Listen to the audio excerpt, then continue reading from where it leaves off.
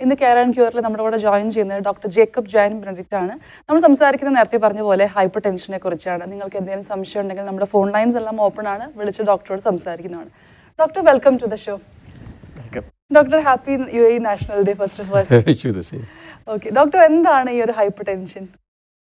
Hypertension അതായത് അമിത രക്തസമ്മർദ്ദം എന്ന് പറയുന്ന അസുഖം വളരെ കോമൺ ആയിട്ട് കാണുന്ന ഒരു അസുഖമാണ്. ലോകത്തിലെ എല്ലാ വിഭാഗം രാഷ്ട്രങ്ങളിലും വളരെ പ്രിവലൻ്റ് ആയിട്ട് കാണുന്ന ഒരു അസുഖമാണ്. അതായത് ലോക ജനസംഖ്യയുടെ മൊത്തം ലോക ജനസംഖ്യ എന്ന് പറയുമ്പോൾ ഏതാണ്ട് 7 ബില്യൺ, അതായത് 700 കോടിയോളം ജനങ്ങളുള്ളതിനകത്ത് ലോകാരോഗ്യ സംഘടനയും അതുപോലുള്ള മറ്റ് ഹൈപ്പർടെൻഷൻ്റെ ആധികാരിക ഏജൻസീസ് ആയിട്ടുള്ള അമേരിക്കൻ ഹാർട്ട് അസോസിയേഷൻ ആയിരുന്നാലും യൂറോപ്യൻ കാർഡിയോളജി ഓഫ് ഹൈപ്പർടെൻഷൻ ആയിരുന്നാലും ബ്രിട്ടീഷ് സൊസൈറ്റി ആയിരുന്നാലും ഇന്ത്യൻ അതോറിറ്റി ആയിരുന്നാലും പറയുന്നത് around 25 to 30% of the global population is already affected with hypertension. ഒരു അലാമിങ് ലെവലിലോട്ട് ഹൈപ്പർടെൻഷൻ വന്നുകൊണ്ടിരിക്കുകയാണ്. അപ്പോൾ അതിൻ്റെ ഒരു ഇമ്പോർട്ടൻസ് എന്ന് പറയുമ്പോൾ ഹൈപ്പർടെൻഷൻ പലപ്പോഴും നമുക്കൊരു ഉപദ്രവം ഉണ്ടാക്കുന്നൊരു അസുഖം അല്ലാത്തതുകൊണ്ട് അതിൻ്റെ ഏർലി സ്റ്റേജിൽ നമ്മൾ അൺഅവെയർ ആയിരിക്കും. ഒരൊറ്റ കാരണം കൊണ്ട് തന്നെയാണ് ഈ അസുഖത്തെ നമ്മൾ സൈലൻറ്റ് കില്ലർ എന്ന് പറയുന്നത്. അതായത് ഇതിൻ്റെ ഒരു കോംപ്ലിക്കേഷൻ ഡെവലപ്പ് ചെയ്ത് കഴിയുന്നത് വരെ രോഗിക്ക് അതിൻ്റെ ലക്ഷണങ്ങളൊന്നും ഉണ്ടാകത്തില്ല. അപ്പോൾ അതുകൊണ്ട് തന്നെ ഇത് ഡിറ്റക്റ്റ് ചെയ്യപ്പെടുക എന്ന് പറഞ്ഞു കഴിഞ്ഞാൽ നമ്മൾ എത്രമാത്രം കീനാണോ അതിനെക്കുറിച്ച് കണ്ടുപിടിക്കാനുള്ളത് അതിനെ ആശ്രയിച്ചിരിക്കും. അതാണ് ഈ അസുഖത്തിൻ്റെ ഒരു പ്രത്യേകത. ഇതിനെ നമ്മളൊന്ന് ഡിഫൈൻ ചെയ്താൽ നമുക്ക് ഇതിനെ എങ്ങനെ ഹൈപ്പർടെൻഷൻ എന്ന് പറയുമ്പോൾ സാധാരണ നമ്മളുടെ ഒരു രക്തസമ്മർദ്ദം അളക്കുന്ന ഉപകരണം നമ്മൾ പലപ്പോഴും കണ്ടിട്ടുണ്ടായിരിക്കും ക്ലിനിക്കുകളിൽ വരുമ്പോൾ. ഡോക്ടേഴ്സ് ഉപയോഗിക്കുന്ന സ്വിഗ്മോമാനോമീറ്റർ എന്ന് പറയുന്ന ഒരു ഉപകരണമാണ്. അത് ഏതാണ്ട് ഒരു 150 കൊല്ലത്തിന് മുമ്പ് കണ്ടുപിടിച്ചൊരു സാധനമാണ്. അപ്പോൾ ആ ഒരു ഇൻസ്ട്രുമെൻ്റ് ഉപയോഗിച്ച് നമ്മൾ രക്തസമ്മർദ്ദം അളക്കുമ്പോൾ അതിനൊരു കട്ട് ഓഫ് വാല്യൂസ് ഉണ്ട്. അതൊരു നോർമൽ ലെവലുണ്ട്, ഒരു ഓപ്റ്റിമൽ ലെവലുണ്ട്, ഒരു ഹൈ നോർമൽ വാല്യൂ ഉണ്ട്. അപ്പോൾ ആ വാല്യൂസൊക്കെ തീരുമാനിക്കുന്നത് നമ്മൾ ഈ international organisation who are working on hypertension, ഞാൻ നേരത്തെ പറയുകയാണെങ്കിൽ American college of cardiology, American society of hypertension, international society of hypertension, അങ്ങനെ വിവിധ തരം സംഘടനകൾ. അപ്പോൾ അവർ കാലാകാലങ്ങളിൽ ഗ്ലോബലി അവർക്ക് കിട്ടുന്ന ഡാറ്റാസ് അത് അനലൈസ് ചെയ്തിട്ട് ഒരു കട്ട് ഓഫ് വാല്യൂ തീരുമാനിക്കും. ആ തീരുമാനിക്കുന്നത് ബേസ്ഡ് ഓൺ റോബസ്റ്റ് ഡാറ്റ, ഒരുപാട് സ്റ്റഡീസ് കണ്ടക്ട് ചെയ്തുണ്ടാകുന്ന ഡാറ്റ. അതായത് benefit, risk versus benefit, treatment കൊടുത്താൽ ഈ വ്യക്തിക്ക് ഉണ്ടാകുന്ന ഗുണങ്ങൾ എത്രയാണ്, ചികിത്സിക്കാതിരുന്നാൽ ഉണ്ടാകുന്ന ദോഷം എത്രയാണ്, ഇതെല്ലാം കമ്പയർ ചെയ്തിട്ടാണ് നമ്മളിങ്ങനെ ഒരു കട്ട് ഓഫ് വാല്യൂ തീരുമാനിക്കുന്നത്. അങ്ങനെ വെച്ച് നോക്കുമ്പോൾ പക്ഷേ പല ഓർഗനൈസേഷൻസിൻ്റെയും വാല്യൂസിൽ ചെറിയ വ്യത്യാസം ഉണ്ടെങ്കിലും almost in practical terms almost same തന്നെയാണ്. ഇപ്പോൾ ഏറ്റവും ഒടുവിൽ വന്നിരിക്കുന്ന ഗൈഡ് ലൈൻസ് എന്ന് പറയുന്നത് യൂറോപ്യൻ സൊസൈറ്റി ഓഫ് കാർഡിയോളജിയും യൂറോപ്യൻ സൊസൈറ്റി ഓഫ് ഹൈപ്പർടെൻഷൻ കൂടെ ചേർന്ന് ഇറക്കിയ ഗൈഡ് ലൈനാണ്. അത് പബ്ലിഷ് ചെയ്ത കഴിഞ്ഞ മാസമാണ്, 2018. അതിനൊരു ഏതാണ്ടൊരു 10 മാസം മുമ്പാണ് അമേരിക്കൻ കോളേജ് ഓഫ് കാർഡിയോളജി 2017 ഡിസംബറിലാണ് അവർ ഗൈഡ് ലൈൻസ് ഇറക്കിയത്. ഈ രണ്ടാണ് കോമ്പറ്റിറ്റീവ് ആയിട്ടുള്ള ഒരു organisations. They are the authorities to talk about blood pressure എന്ന് പറയുന്നത്. അപ്പോൾ അവർ പറയുന്ന വാല്യൂ അനുസരിച്ച് 140 സിസ്റ്റോളിക് ബ്ലഡ് പ്രഷറും 90 ഡയസ്റ്റോളിക് ബ്ലഡ് പ്രഷറും അതൊരു ഒരു കട്ട് ഓഫ് വാല്യൂ ആയിട്ട് വെച്ചിരിക്കുകയാണ്. ആ കട്ട് ഓഫ് വാല്യൂ എന്ന് പറയുന്നതിൻ്റെ മേലിൽ പോവുകയാണെങ്കിൽ അതിനെ നമ്മൾ ഹൈപ്പർ ടെൻഷനായിട്ട് ലേബൽ ചെയ്യണം. പക്ഷേ എങ്കിൽ തന്നെ പോലും യൂറോപ്യൻ സൊസൈറ്റിയുടെ ക്ലാസിഫിക്കേഷനിൽ പറയുന്നത് ഒരു ഓപ്റ്റിമൽ ലെവൽ എന്ന് പറഞ്ഞാൽ it should be less than 120 systolic and 80 millimeters of mercury diastolic. നമ്മൾ സ്കൂളിൽ പഠിക്കുമ്പോൾ മുതൽ നമ്മൾ മനസ്സിലാക്കിയിരിക്കുന്നത് 120/80 millimeters ഓഫ് മെർക്കുറി എന്നത്. അപ്പോൾ ശരിക്കും ഈ സാധാരണക്കാരൻ എപ്പോഴും സംശയം വരാൻ സാധ്യതയുള്ള ഒരു മേഖല എന്ന് പറയുന്നത് എന്തിനാണ് ഈ ബി പിക്ക് 2 വാല്യൂ എന്നൊക്കെ അല്ലേ. നമ്മൾ എന്ത് വാല്യൂ പറഞ്ഞാലും ഒരു ന്യൂമറിക്കലാണ് കൊടുക്കുന്നത്. ഈ ഇപ്പോൾ ഷുഗറിൻ്റെ വാല്യൂ പറഞ്ഞാൽ അല്ലെങ്കിൽ സോഡിയത്തിൻ്റെ വാല്യൂ പറഞ്ഞാലും, പക്ഷേ ബ്ലഡ് പ്രഷറിന് എന്തിനാ 2 വാല്യൂ കൊടുക്കുന്നത് എന്നുള്ളൊരു കോമൺ ഡൗട്ട് ഉണ്ടാകാം എന്ന് ഞാൻ വിചാരിക്കുന്നു. അതെന്താ കാര്യം എന്ന് പറഞ്ഞു കഴിഞ്ഞാൽ ഈ ബ്ലഡ് പ്രഷർ എന്ന് പറയുന്ന ആ ഒരു സിറ്റുവേഷനെ ഡിഫൈൻ ചെയ്തിരിക്കുന്നത് തന്നെ it is the pressure exerted by the blood column to the lateral walls of the blood vessel. അതായത് രക്തക്കുഴലിൻ്റെ ഭിത്തികളിലോട്ട് അതിനകത്ത് ഉൾക്കൊള്ളുന്ന രക്തം ചെലുത്തുന്ന പ്രഷറാണ്. അപ്പം നമുക്ക് വളരെ വ്യക്തമായി അറിയാം ഈ രക്തക്കുഴലുകളെല്ലാം കണക്ട് ചെയ്തിരിക്കുന്നത് എവിടെയായിട്ടാണ്? ഹാർട്ടിലോട്ടാണ്. അപ്പോൾ ഹാർട്ട് ഓരോ തവണയും പമ്പ് ചെയ്യുമ്പം രക്തം നല്ല പ്രഷറിൽ രക്തക്കുഴലിലോട്ട് പോകുന്നുണ്ട്. ഇപ്പോൾ രക്തം ഈ ഒഴുകുന്ന സമയത്ത് ആ ചെലുത്തുന്ന പ്രഷർ ഹൃദയത്തിൻ്റെ 2 അവസ്ഥകളിൽ 2 രീതിയിലായിരിക്കും. അത് ഹൃദയം സങ്കോചിക്കുമ്പോഴുള്ള അവസ്ഥയെ സിസ്റ്റോളിക് ബ്ലഡ് പ്രഷർ എന്നും, അതുപോലെ ഹൃദയം വികസിക്കുന്ന അവസ്ഥയെ ഡയസ്റ്റോളിക് ബ്ലഡ് പ്രഷർ എന്നും പറയും. ഇത് ഹൃദയം വികസിച്ചാൽ മാത്രമേ ഹൃദയത്തിനകത്തോട്ട് രക്തം വരികയുള്ളൂ, ഫർദർ പമ്പ് ചെയ്യുക. അപ്പോൾ ഈ 2 അവസ്ഥയിലുള്ള രക്തസമ്മർദ്ദം വളരെ ഇമ്പോർട്ടൻ്റ് ആണ്. എസ്പെഷ്യലി ഡയസ്റ്റോളിക് ബ്ലഡ് പ്രഷർ എന്ന് പറയുന്നത് വളരെ ഇമ്പോർട്ടൻ്റ് എന്ന് പറയുന്നതിൻ്റെ കാരണം ഹൃദയം പ്രോപ്പറായിട്ട് വികസിച്ചാൽ മാത്രമേ പിന്നെ സങ്കോചിക്കാൻ പറ്റുള്ളൂ.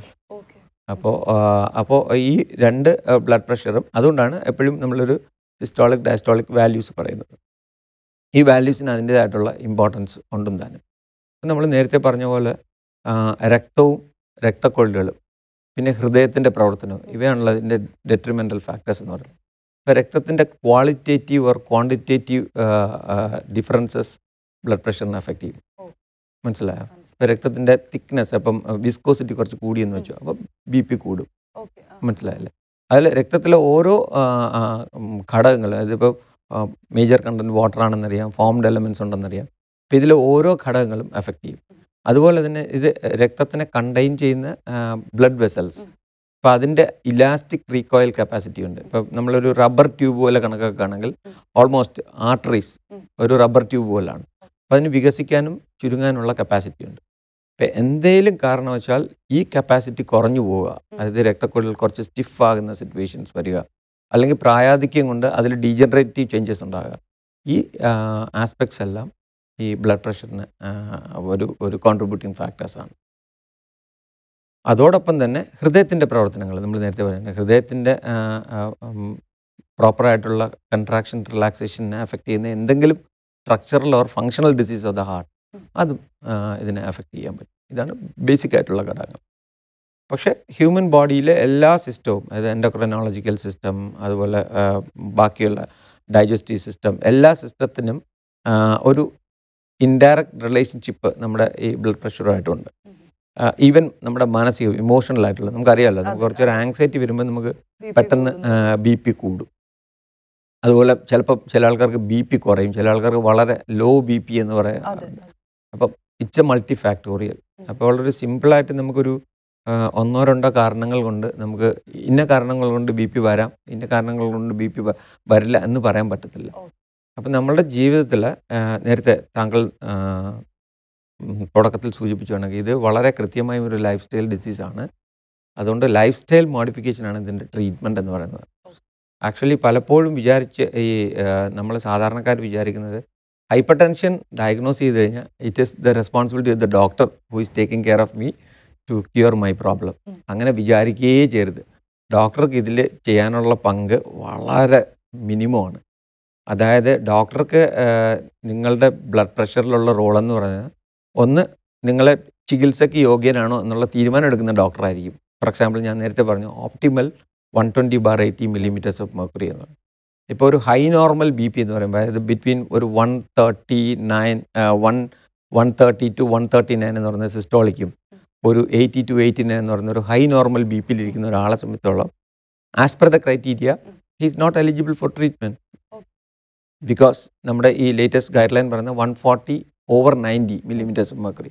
But there are situation in which ഈ 130 to 139 ഓർ 80 to 89 എന്ന് പറയുന്ന വ്യക്തി പോലും ചിലപ്പോൾ ചികിത്സ എടുക്കേണ്ടി വരും. അതിൻ്റെ കാരണം ഈ ചികിത്സ നിശ്ചയിക്കുമ്പം ശരിക്കും നമ്മൾ ഒരു ആർബിട്രറി ആ ഒരു വാല്യൂ മാത്രമല്ല കണക്കാക്കുന്നത്. There are so many factors which are taken into consideration before starting treatment. അതിലൊന്നാണ് ഇപ്പം മെയിൽസിൽ ഉള്ള BP റേഞ്ചസ് വ്യത്യാസമാണ്, ഫീമെയിൽസിലുള്ള BP റേഞ്ചസ് വ്യത്യാസമാണ്, പ്രായങ്ങളിൽ വ്യത്യാസമുണ്ട്, സ്മോക്കിംഗ് ഹാബിറ്റ് ഉള്ളവരിൽ വ്യത്യാസമുണ്ട്, നോൺ സ്മോക്കേഴ്സിലുണ്ട്, പിന്നെ അസോസിയേറ്റഡ് പ്രോബ്ലംസ്, അതായത് ഇപ്പോൾ കൊളസ്ട്രോള് അല്ലെങ്കിൽ യൂറിക് ആസിഡ്, അങ്ങനെയുള്ള ഒരുപാട് പ്രീവിയസ് ഹാർട്ട് ഡിസീസ്, അങ്ങനെയുള്ള എന്തെങ്കിലും പ്രശ്നങ്ങളിവിടെ ഉണ്ടെങ്കിൽ ഈ ഒരു ഫാക്ടേഴ്സും കൂടെ എടുത്തിട്ടാണ്, കൺസിഡർ ചെയ്തിട്ടാണ് നമ്മൾ ട്രീറ്റ്മെൻറ്റ് സ്റ്റാർട്ട് ചെയ്യണോ വേണ്ടതെന്ന് തീരുമാനിക്കുന്നത്. അപ്പോൾ ചില അവസ്ഥകളിൽ ചിലപ്പം ഞാൻ നേരത്തെ പറഞ്ഞാൽ ഹൈ നോർമൽ പേഷ്യൻറ്റ് പോലും എലിജിബിൾ ഫോർ ട്രീറ്റ്മെൻറ്റ് ആവും. പക്ഷേ സ്റ്റേജ് 1 ഹൈപ്പർ ടെൻഷൻ പോലും ചിലപ്പം എലിജിബിൾ ഫോർ ട്രീറ്റ്മെൻറ്റ് ആയിക്കൊള്ളണമെന്നില്ല. കാര്യം അതർ ഫാക്ടേഴ്സ് എല്ലാം വളരെ നോർമലാണ്.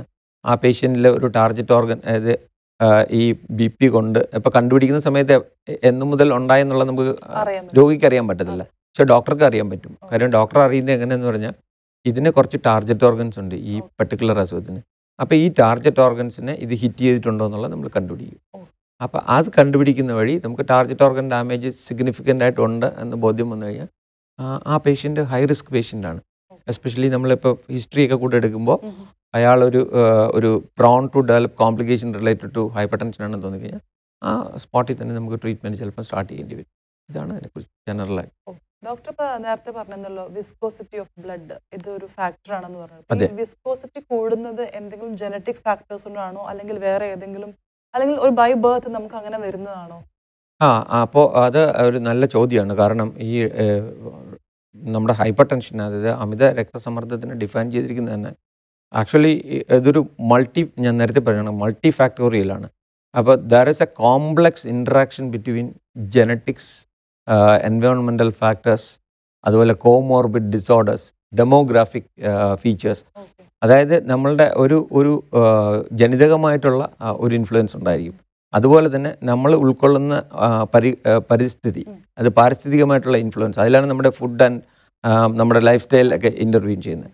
അതുപോലെ തന്നെ ഡെമോഗ്രാഫിക് പെക്യുലാരിറ്റീസ് ഉണ്ട്. ഫോർ എക്സാമ്പിൾ നമ്മളുടെ ബോഡി കോൺസ്റ്റിറ്റ്യൂഷൻ അല്ല ഒരു ആഫ്രിക്കൻ കോണ്ടിനെൻറ്റിൽ വരുന്ന ഒരാളുടെ ബോഡി കോൺസ്റ്റിറ്റ്യൂഷൻ ഒരു ടെമ്പറേറ്റ് ക്ലൈമറ്റിൽ താമസിക്കുന്ന ഒരാളുടെ ബോഡി കോൺസ്റ്റിറ്റ്യൂഷൻ ആയിരിക്കത്തില്ല ഒരു പക്ഷേ പോളാർ റീജിയനിൽ താമസിക്കുന്നത്. അപ്പോൾ ഇങ്ങനെ മൾട്ടി ഫാക്ടോറിയലായിട്ടുള്ള ഒരുപാട് ഘടകങ്ങളുടെ ഒരു കോംപ്ലക്സ് ഇൻട്രാക്ഷനാണ് ഈ പത്തോഫിസിയോളജി ഓഫ് ഹൈപ്പർ ടെൻഷൻ എന്ന് പറയുന്നത്. അതുകൊണ്ട് നമുക്ക് ഒരു സിമ്പിൾ ടേംസിൽ നമുക്കതിനെ പറയാൻ പറ്റത്തില്ല. അതുകൊണ്ടാണ് നേരത്തെ പറഞ്ഞ ഈ ബ്ലഡിലെ വിസ്കോസിറ്റി വളരെ കോമൺ ആയിട്ട് നമുക്കറിയാവുന്ന ഒരു കാര്യമാണ്. നമ്മളുടെ ശരീരത്തിൽ അമിതമായി കൊളസ്ട്രോൾ ഉണ്ടായിരിക്കുന്ന ഒരവസ്ഥ. ഫോർ എക്സാമ്പിൾ ഈ കൊളസ്ട്രോളൊക്കെ എവിടെ ഒഴുകുന്നത്? ബ്ലഡിലൂടെയാണ് ഒഴുകുന്നത്. അപ്പം നാച്ചുറലി ബ്ലഡിലെ കോൺസ്റ്റിറ്റ്യൂഷന് വളരെ നെഗറ്റീവായിട്ട് ഇൻഫ്ലുവൻസ് ചെയ്യാൻ പറ്റുന്ന ഒരു ഘടകം നമ്മളുടെ ആഹാര വിഹാര രീതികൾ കൊണ്ട് ബ്ലഡിലുണ്ടായി. ദാറ്റ് വിൽ ഡെഫിനറ്റ്ലി കോൺട്രിബ്യൂട്ട് ഒരു ആക്സലറേറ്റഡ് അത്രോസ്ക്ലിറോട്ടിക് പ്രോസസ്സ്, അതായത് രക്തക്കുഴലുകളുടെ ഭിത്തി ഡീജനറേറ്റ് ചെയ്യാനുള്ള പ്രോസസ്സിന് ആക്സലറേറ്റ് ചെയ്യും. അതിനൊരു കാരണമാണ്. തീർച്ചയായിട്ടും ഒരു റോൾ പ്ലേ ചെയ്യുന്നുണ്ട്. ഡോക്ടർ ഇതിന്റെ ഒരു എന്താ പറയുക കോസസ് ജസ്റ്റ് ഒന്ന് ലിസ്റ്റ് ഔട്ട് ചെയ്ത് പറഞ്ഞു, അതിനെക്കുറിച്ച് ഡീറ്റെയിൽ ആയിട്ട് ഓരോ കോസ് എന്തുകൊണ്ടാണ് ഈ ഒരു ബി പി അല്ലെങ്കിൽ ഹൈപ്പർ ടെൻഷൻ വരുന്നത് എന്നുള്ളതിന്റെ കോസസ് ഒന്ന് പറയും. ഹൈപ്പർ ടെൻഷനിൽ നമ്മൾ ഏറ്റവും പ്രധാനമായി കണക്കാക്കപ്പെടുന്നത് പ്രായം തന്നെയാണ്. ഇപ്പോൾ ഈ ഹൈപ്പർ ടെൻഷൻ നമ്മൾ സ്ക്രീൻ ചെയ്യാൻ പറയുന്നത് നമ്മളുടെ നേരത്തെ ഞാൻ പറഞ്ഞതാണ് 7 ബില്യണോളം ആൾക്കാരുള്ളതിനകത്ത് 25% നമ്മൾ ഏറ്റവും ശ്രദ്ധിക്കേണ്ട കാര്യം വെച്ചാൽ 40% of the total global population young പോപ്പുലേഷനാണ്. That means they are ranging from 40 to 70 years of age. അപ്പോൾ ഏജ് ഒരു വളരെ ഇമ്പോർട്ടൻറ്റ് ഫാക്ടറാണ്. അതുകൊണ്ട് തന്നെ ഈ ഓർഗനൈസേഷൻസ് എല്ലാം വളരെ സ്ട്രിക്റ്റ് ആയിട്ട് പറയുന്നൊരു കാര്യം എന്ന് വെച്ച് കഴിഞ്ഞാൽ ബി പി സ്ക്രീനിങ്, അതായത് blood pressure screening must be started above the age of 18 years.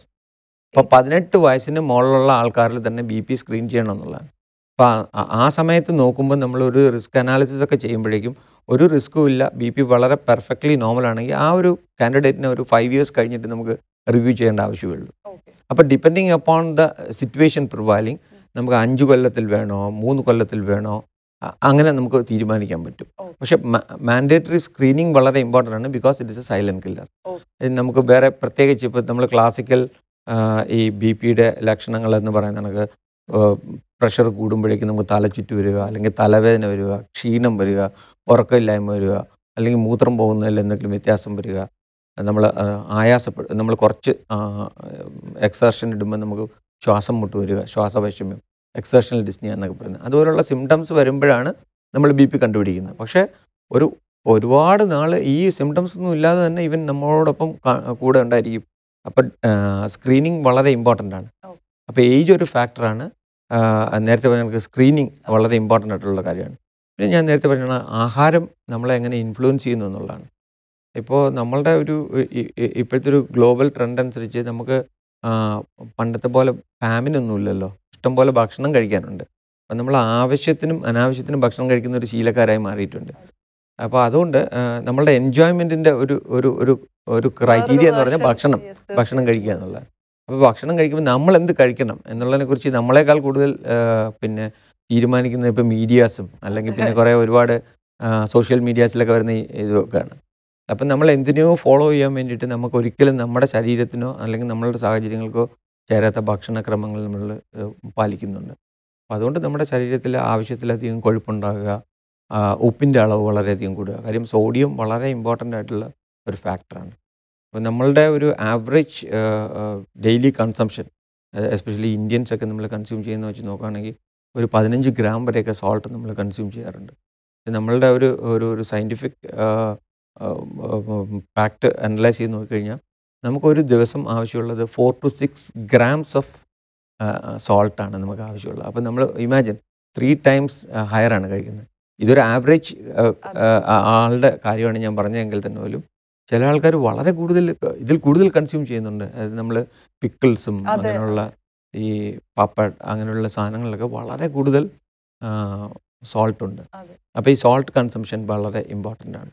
അതുപോലെ നമ്മളുടെ ശരീരത്തിന് നേരത്തെ ഞാൻ പറഞ്ഞ പോലെ നമ്മളുടെ മസിലുകൾക്ക്, അതായത് നമ്മളുടെ രക്തക്കൊള്ളുകൾ, ആർട്ടറീസ് ആണല്ലോ നമ്മുടെ ഒരു important factor to decide on blood pressure.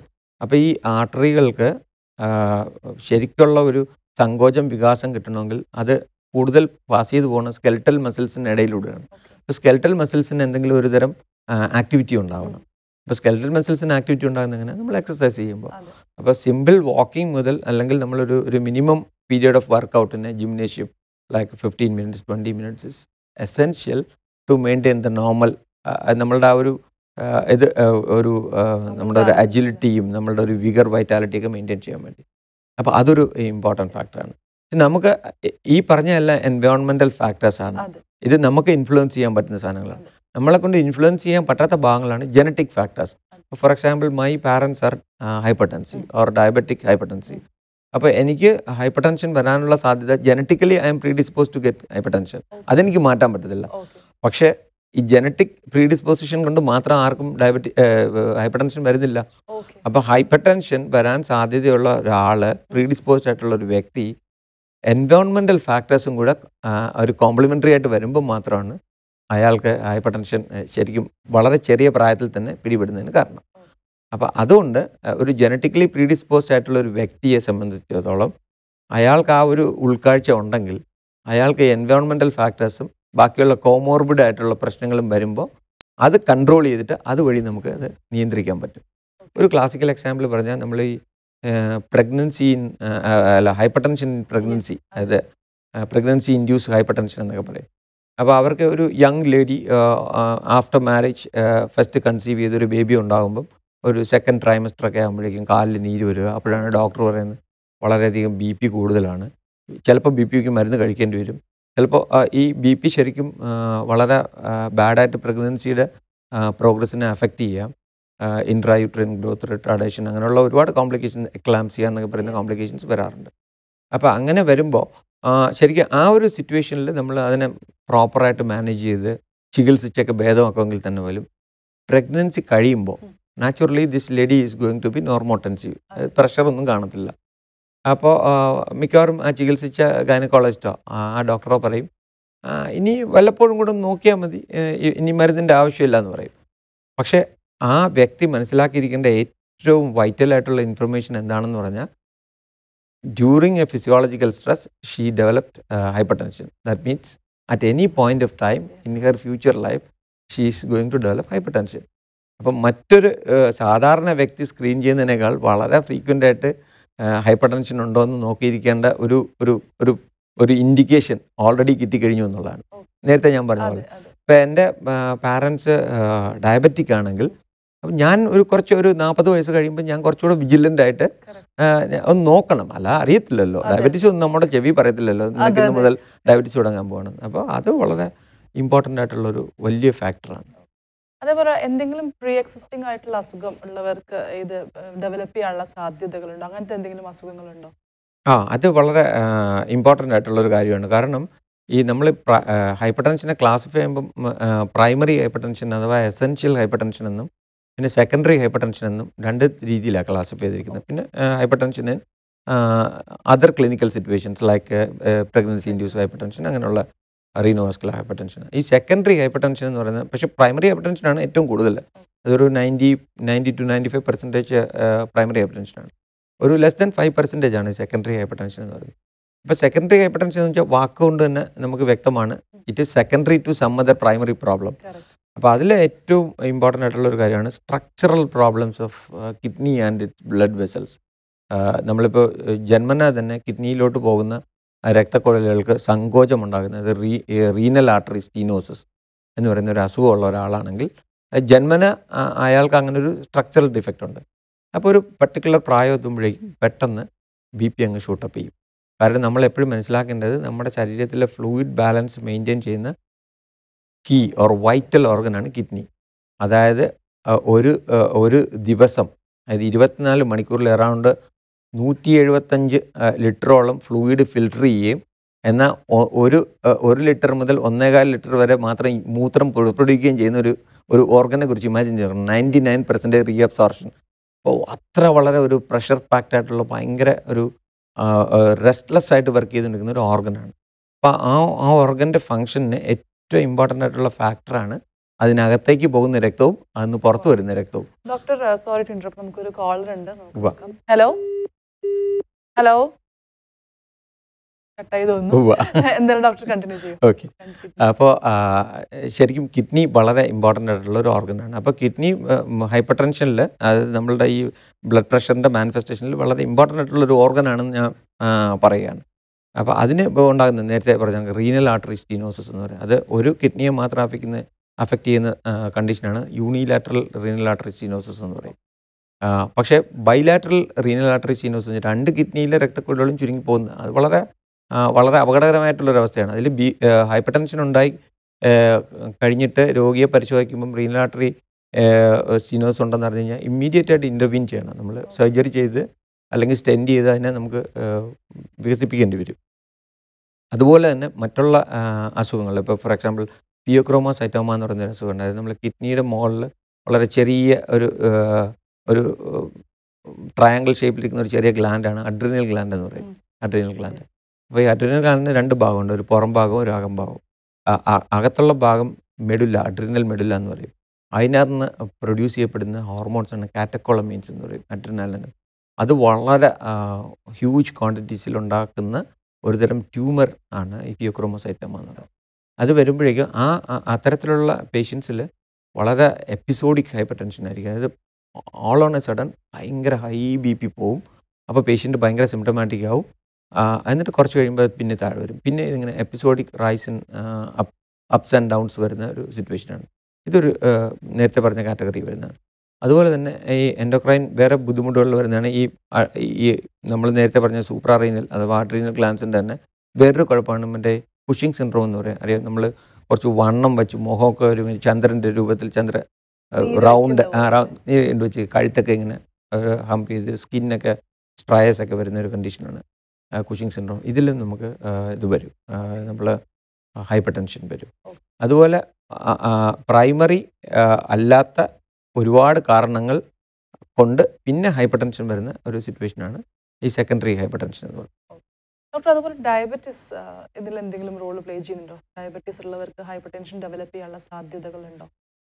Diabetes വളരെ ഇമ്പോർട്ടൻ്റ് ആയിട്ടുള്ള ഇത് ഡയബറ്റീസിനെ ഹൈപ്പർ ടെൻഷനെയും നമ്മൾ പറയുന്നത് വളരെ ക്ലോസ് ഫ്രണ്ട്സ് എന്നാണ് പറയുന്നത്. ഒരാൾ വരുമ്പോൾ അടുത്ത ആൾ കൂടെ വരും കുറച്ച് നാൾ കഴിയുമ്പോൾ എന്നുള്ളതാണ്. അതിനു മുമ്പ് ഞാനൊരു കാര്യം നേരത്തെ സൂചിപ്പിക്കാൻ പറ്റുമോ, നമ്മൾ ഈ ഹൈപ്പർ ടെൻഷന് കുറച്ച് ടാർഗറ്റ് ഓർഗൻസ് ഉണ്ട്. ഈ ടാർഗറ്റ് ഓർഗൻസ് എന്ന് പറയുന്നത് അതിനാണ് ഇവന് ആദ്യം അറ്റാക്ക് ചെയ്യുന്നത്. അപ്പോൾ അതിൻ്റെ കോംപ്ലിക്കേഷൻസ് വരുമ്പോഴാണ് നമ്മൾ പലപ്പോഴും ഹൈപ്പർ ടെൻഷൻ ഉണ്ടെന്ന് തന്നെ ഡിറ്റക്ട് ചെയ്യപ്പെടുന്നത്. ആ ടാർഗറ്റ് ഓർഗൻസിൽ ഏറ്റവും പ്രധാനപ്പെട്ട ടാർഗറ്റ് ഓർഗൻ ഹാർട്ടും ബ്രെയിനുമാണ്. അപ്പോൾ ഹാർട്ടും ബ്രെയിനും ആണെന്ന് പറയുന്നതിൻ്റെ കാരണം വെച്ചാൽ ബ്രെയിനിൽ നമുക്കറിയാം സ്ട്രോക്ക് നമ്മളിപ്പോൾ 2 തരത്തിൽ, നമ്മൾ ഇസ്കീമിക് സ്ട്രോക്ക് എന്ന് പറയും. അതായത് രക്തക്കുഴലിലൂടെ രക്തം സഫീഷ്യൻറ്റ് ക്വാണ്ടിറ്റിയിൽ ബ്രെയിനിൽ എത്താത്തത് കൊണ്ട് ഉണ്ടാകുന്ന സ്ട്രോക്ക്. അതായത് ന്യൂറോൺസ് സർക്കുലേഷൻ കട്ടായി പോയതുകൊണ്ട് നശിച്ചു പോകുന്ന അവസ്ഥ, അത് ഇസ്കീമിക് സ്ട്രോക്ക് എന്ന് പറയും. ഇനി ഹെമറാജിക് സ്ട്രോക്ക് എന്ന് പറയുമ്പം ബ്ലഡ് പ്രഷർ കൂടിയത് കാരണം ചെറിയ രക്തക്കുഴലുകൾ പൊട്ടി രക്തസ്രാവം ഉണ്ടാകും. അപ്പോൾ തലച്ചോറിനകത്ത് അമിതമായ രക്തസ്രാവം ഉണ്ടായതുകൊണ്ട് പ്രവർത്തനം നിലച്ചു പോകുന്ന സിറ്റുവേഷൻ ഹെമറാജിക് സ്ട്രോക്ക് എന്ന് പറയും. അതുപോലെ ഹൃദയത്തിനെ ഇത് അഫക്റ്റ് ചെയ്യുമ്പോഴേക്കും 2 തരത്തിലുള്ള കോംപ്ലിക്കേഷൻസാണ് ഉണ്ടാകുന്നത്. ഒന്ന് കാർഡിയക് ഫെയില്യുവർ, ഹാർട്ട് ഫെയില്യുവർ എന്ന് പറയും. പിന്നെ നമ്മൾ സാധാരണ പറയുന്ന ഹൃദയാഘാതം, നമ്മൾ മയോകാർഡിയൽ ഇൻഫാക്ഷൻ എന്ന് പറയും. ഇത് രണ്ടും വളരെ കോമൺ കോംപ്ലിക്കേഷൻസ് ആണ്. അത് കാര്യം നമ്മളിപ്പോൾ നേരത്തെ പറയുകയാണെങ്കിൽ ഒരു 7 ബില്യൺ ആൾക്കാരിൽ 1.7 ബില്യൺ ആൾക്കാർക്ക് നമുക്ക് ഈ ഹൈപ്പർ ടെൻഷൻ എഫക്റ്റ് ചെയ്തിട്ടുണ്ടെന്ന് ഒരു കണക്കാണ് നമുക്കിപ്പോൾ അവൈലബിൾ ആയിട്ടുള്ളത്. 2013-14 US ഒരു മറ്റേ centre for disease control and prevention CDC Atlanta അവരൊരു സ്റ്റഡി നടത്തിയപ്പോൾ ഏതാണ്ട് 56 മില്യൺ ഡെത്താണ് ഒരു വർഷം ഉണ്ടാകുന്നതിൽ. അതിനകത്ത് അറൗണ്ട് ഒരു 14-16% of death is contributed by either directly or indirectly by hypertension. For example, hypertension as such per se കുറച്ച് കുറവാണെങ്കിലും hypertension indirectly കോസ് ചെയ്യുന്ന cardiac failure അല്ലെങ്കിൽ heart related issues and brain related issues are the major killers. അപ്പോൾ അത്ര വളരെ important ആണ്. അതുപോലെ ഈ ഹാർട്ടും ബ്രെയിനും പോലെ തന്നെ ഇമ്പോർട്ടൻ്റ് ആയിട്ടുള്ള വേറൊരു ടാർഗറ്റ് ഓർഗനാണ് കിഡ്നി. അപ്പോൾ കിഡ്നി ഫെയിലിയർ എന്ന് പറഞ്ഞാൽ നേരത്തെ kidney failure and heart failure if diagnosed in A patient unless otherwise proved, it is caused by hypertension. Hypertension തന്നെയാണ്. സെക്കൻഡ് അല്ലെങ്കിൽ ഫസ്റ്റും സെക്കൻഡിലും ആ കാര്യത്തിൽ കോമ്പീറ്റ് ചെയ്യുന്ന ഡയബറ്റീസും ഹൈപ്പർ ടെൻഷനാണ്. അപ്പോൾ അത്ര ഭയങ്കര ഇൻറ്റിമേറ്റ്ലി റിലേഷൻഷിപ്പ് ഉണ്ട്. അപ്പോൾ ഈ ഹൈപ്പർ ടെൻഷൻ എന്തുകൊണ്ട് ഡയബറ്റീസ് ഉള്ള രോഗികൾക്ക് വരുന്നു എന്ന് പറഞ്ഞാൽ നേരത്തെ പറയുകയാണ്, ഡയബറ്റീസിൽ നമുക്കറിയാം basic problem is insulin relative or absolute deficiency. Relative ഡെഫിഷ്യൻസിയാണ് സാധാരണ ടൈപ്പ് 2.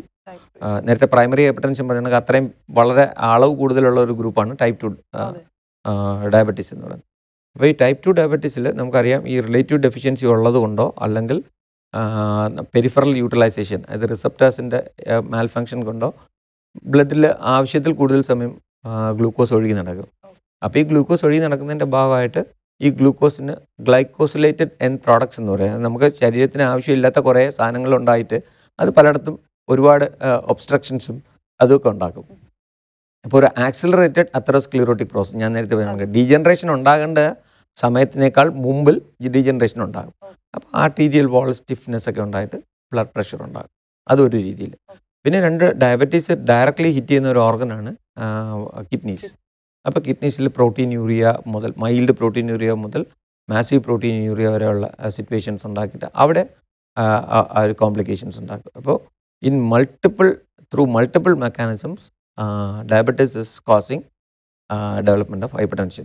അതുകൊണ്ടാണ് ഈ പലപ്പോഴും നമ്മൾ ഈ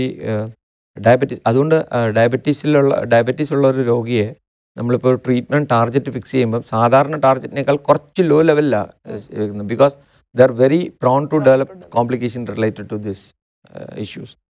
പല രോഗികൾക്കും സാധാരണ അവർക്കൊരു ഡൗട്ട് തോന്നുന്നുണ്ട്, ഡോക്ടർ എൻ്റെ BP നോർമൽ ആണല്ലോ, പിന്നെ എന്തിനാണ് എനിക്ക് BP മരുന്ന് തരുന്നത്, എനിക്ക് ഷുഗർ മാത്രമല്ലേ ഉള്ളൂ എന്ന് ചോദിക്കും. അപ്പോൾ നമുക്കറിയാം ഈ BPയും ബ്ലഡ് പ്രഷറും ഹൈ ബ്ലഡ് പ്രഷറും ഡയബറ്റീസും തമ്മിലുള്ള ഒരു റിലേഷൻഷിപ്പ്. മാത്രമല്ല നമ്മൾ ഡയബറ്റീസിലായിരുന്നാലും ഹൈപ്പർ ടെൻഷനായിരുന്നാലും നേരത്തെ പറയുകയാണെങ്കിൽ ഡയബറ്റീസിൽ 95% of the people are dying not because of diabetes but because of cardiovascular problem. മനസ്സിലല്ലേ? കാർഡിയാക് ഫെയിലിയർ ഉണ്ടോ, റീനൽ ഫെയിലിയർ ഉണ്ടോ മരിക്കുന്നത്. അപ്പം നമുക്കറിയാം. അപ്പം ഇൻ ഡ്യുവൽ മെക്കാനിസത്തിലാണ് ഇത് അഫക്റ്റ് ചെയ്യാൻ പോകുന്നത്. അതുകൊണ്ട് നമ്മൾ meticulous control of diabetes and hypertension is the cornerstone of management of a person who is diagnosed to have both. അതേപോലെ തന്നെ ഈ ഒരു കൊറോണറി ആർട്ടറി ഡിസീസസും ഉണ്ടാക്കുന്നില്ലേ ഹൈപ്പർ ടെൻഷൻ? അതെ, കൊറോണറി ആർട്ടറി ഡിസീസ് എന്ന് പറഞ്ഞാൽ നമ്മൾ നേരത്തെ പറഞ്ഞാൽ മയോകാർഡിയൽ ഇൻഫാക്ഷൻ എന്ന് പറയുന്നത്. സോ നമ്മൾ ഹൃദയത്തിൻ്റെ പേശികൾക്ക് രക്തം അതിൻ്റെ സർക്കുലേഷൻ ഇംപ്രോപ്പറായിട്ട് വരുന്ന ഒരു സിറ്റുവേഷൻ, അത് പാർഷ്യൽ ബ്ലോക്കോ കംപ്ലീറ്റ് ബ്ലോക്കോ കൊണ്ടിട്ട് ബ്ലഡ് സപ്ലൈ കട്ട് ഓഫ് ആവുക. അപ്പം ഈ മയോകാർഡിയത്തിൻ്റെ പ്രത്യേകിച്ച് മയോകാർഡിയൽ സെൽസും അതിൽ തലച്ചോറിലെ ന്യൂറോൺസും വെരി സെൻസിറ്റീവ് ടു ഹൈപ്പോക്സിയ. ഒരു 3 മിനിറ്റിൽ കൂടുതലൊന്നും ആ കോശങ്ങൾക്ക് സർവൈവ് ചെയ്യാൻ പറ്റത്തില്ല. അപ്പോൾ അതുകൊണ്ടാണ് ഈ ബുദ്ധിമുട്ടുണ്ടാകുന്ന സമയത്ത് അതിശക്തമായിട്ടുള്ള പെയിനൊക്കെ വരുന്നതിൻ്റെ കാര്യം. ഹൈപ്പോക്സിയ വരുമ്പോഴേക്കും അനേറോബിക് മെറ്റബോളിസം ഓപ്പറേറ്റ് ചെയ്യും. അതിൻ്റെ എൻ പ്രോഡക്ട്സ് ആണ് ഈ പെയിനൊക്കെ ഉണ്ടാക്കുന്നതിന് കാരണം. അപ്പം മയോകാർഡിയൽ ഇൻഫാക്ഷൻ എന്ന് പറയുന്നത് കൊറോണറി ആർട്ടറീസിനെ ഹൈപ്പർ ടെൻഷൻ എഫക്റ്റ് ചെയ്യുന്നതുകൊണ്ട് വരുന്നതാണ്. കാര്യം നേരത്തെ പറഞ്ഞ ടാർഗറ്റ് ഓർഗൻസിൽ നമ്മൾ 3 ടാർഗറ്റ് ഓർഗൻസിനെ കുറിച്ച് ഞാൻ മെൻഷൻ ചെയ്തിട്ടുള്ളൂ. ഇനി 2 ടാർഗറ്റ് ഓർഗൻസ് ഇവിടെ ഉണ്ട്. അതിലൊന്നാണ് peripheral blood vessels, especially arteries. അപ്പോൾ ഞാൻ നേരത്തെ പറയുകയാണെങ്കിൽ ആർട്ടറീസ് കുറേ നാൾ കഴിയുമ്പോഴേക്കും അൺഒപ്പോസ്ഡ് ആയിട്ട്, അതായത് അൺട്രീറ്റഡ് ആയിട്ട് പോവുകയാണെങ്കിൽ. നമുക്കൊരു കോൾ ഉണ്ട്, നോക്കാം. ഹലോ. Hello hello. വീണ്ടും കട്ടായി തോന്നുന്നു. Sorry doctor. Doctor continue. ആ അപ്പോൾ ഈ ടാർജറ്റ് ഓർഗൻസിൽ നമ്മൾ നാലാമത്തെ ടാർജറ്റ് ഓർഗൻസ് എന്ന് പറഞ്ഞാൽ ഒന്ന് പെരിഫറൽ ആർട്ടറീസ് എന്ന് പറയും. പെരിഫറൽ ആർട്ടറീസിൽ ഈ long standing untreated hyper tension ഉണ്ടാക്കുന്ന കോംപ്ലിക്കേഷൻസ് പെരിഫറൽ ഒക്ലൂസിയ വാസ്കുലാർ ഡിസീസ് എന്ന് പറഞ്ഞ POVD എന്ന് പറഞ്ഞൊരു, അത് ചിലപ്പം ഒരു സിമ്പിൾ ഇസ്കീമിക് പെയിൻ, കുറച്ച് നേരം നടക്കുമ്പം കാലിലുണ്ടാകുന്ന ഒരു വേദന മുതൽ ചിലപ്പോൾ കാല് തന്നെ മുറിച്ച് കളയുന്ന ഒരു ആംബ്യൂട്ടേഷൻ സ്റ്റേജ് വരെ എത്താൻ പറ്റുന്ന അസുഖങ്ങളാണ്. അല്ലേ? അതുപോലെ മറ്റൊരു അവയവമാണ് നമ്മുടെ കണ്ണ്, റെട്ടിന. അപ്പോൾ റെട്ടിനയിൽ രക്തക്കുഴലുകൾ അറിയാമല്ലോ, നമ്മുടെ തലമുടിയുടെ അത്ര വലിപ്പമുള്ള വണ്ണമുള്ള ചെറിയ രക്തക്കുഴലുകൾ ആണ്. അത് വളരെ സെൻസിറ്റീവായിട്ടുള്ള ഏരിയയാണ്, അറിയാമല്ലോ, നമ്മുടെ കാഴ്ചയുടെ ഏറ്റവും കീ പാർട്ടാണ് കണ്ണിൻ്റെ റെറ്റിന. പിന്നെ മാത്രമല്ല, ഡോക്ടർമാരെ സംബന്ധിച്ചുള്ള റെറ്റിനയ്ക്ക് കൂടുതൽ വേറൊരു ഇമ്പോർട്ടൻസ് ഉണ്ട്. കാര്യം ഒരു വ്യക്തിയുടെ രക്തക്കുഴലിന് ഡോക്ടർക്ക് നേരിട്ട് കാണാൻ പറ്റുന്ന റെറ്റിനയല്ല. അതുകൊണ്ടാണ് നമ്മളിപ്പം എപ്പോഴെങ്കിലും ക്ലിനിക്കിൽ പോകുമ്പോൾ ശ്രദ്ധിച്ചാൽ ഈ ബ്ലഡ് പ്രഷറുള്ള രോഗിയെ പരിശോധിക്കുമ്പം ഡോക്ടർ കയ്യിലൊരു ഇൻസ്ട്രുമെൻ്റ് വെച്ച് ഇങ്ങനെ കണ്ണിലോട്ട് ലൈറ്റ് അടിച്ച് നോക്കുന്നതാണ്. ഒഫ്താൽമോളജിസ്റ്റുകളിൽ സ്ഥിരം ചെയ്യാറുണ്ട്. അതിൻ്റെ പേരാണ് ഒഫ്താൽമോസ്കോപ്പ് എന്ന് പറയുന്നത്. ആ ഒഫ്താൽമോസ്കോപ്പിലൂടെ നമ്മുടെ ലെൻസും ഇത് ക്ലിയർ ആണെങ്കിൽ നമുക്ക് റെറ്റിന കാണാൻ പറ്റും. അപ്പോൾ റെറ്റിനയിൽ ഹൈപ്പർ ടെൻഷൻ റിലേറ്റഡ് ചേഞ്ചസ് ഉണ്ട്. ഹൈപ്പർ ടെൻസീവ് റെറ്റിനോപ്പതി എന്ന് പറയും. അത് ഗ്രേഡ് 1, ഗ്രേഡ് 2 എന്നൊക്കെ പറയും, ഗ്രേഡ് 3, അങ്ങനെ പല ഗ്രേഡ്സ് ഉണ്ട്. അപ്പോൾ അത് വളരെ ഇമ്പോർട്ടൻ്റ് ഒരു ക്ലൂ ആണ്. കാരണം ഈ നേരത്തെ ഞാൻ പറഞ്ഞ വന്നു ഒരു പേഷ്യൻറ്റിനെ ഒരു തവണ പരിശോധിച്ച് കഴിഞ്ഞ് ഉടൻ തന്നെ നമ്മൾ ട്രീറ്റ്മെൻറ്റ് സ്റ്റാർട്ട് ചെയ്യണോ വേണ്ടതെന്ന് തീരുമാനിക്കുന്നതിൽ ഒരു ഫാക്ടർ ടാർജറ്റ് ഓർഗൻ ഡാമേജ് ആണ്. ഓക്കെ, എന്തായാലും ഡോക്ടർ വളരെ ഡീറ്റെയിൽ ആയിട്ട് തന്നെ പറഞ്ഞുകൊണ്ടിരിക്കുന്നത്. നമ്മൾ ഡോക്ടറിനെ തിരിച്ചും എക്സ്പെക്ട് ചെയ്യുന്നു ഇതിനെക്കുറിച്ച് കൂടുതൽ സംസാരിക്കാനായിട്ട്. എന്തായാലും ഇതോടുകൂടി ഇന്നത്തെ സമയം എടുത്തിയാണ്. Doctor, thank you so much. എന്തായാലും കെയർ ആൻഡ് ക്യൂർ സെഗ്മെന്റ് ഇവിടെ അവസാനിച്ചിരിക്കുകയാണ്.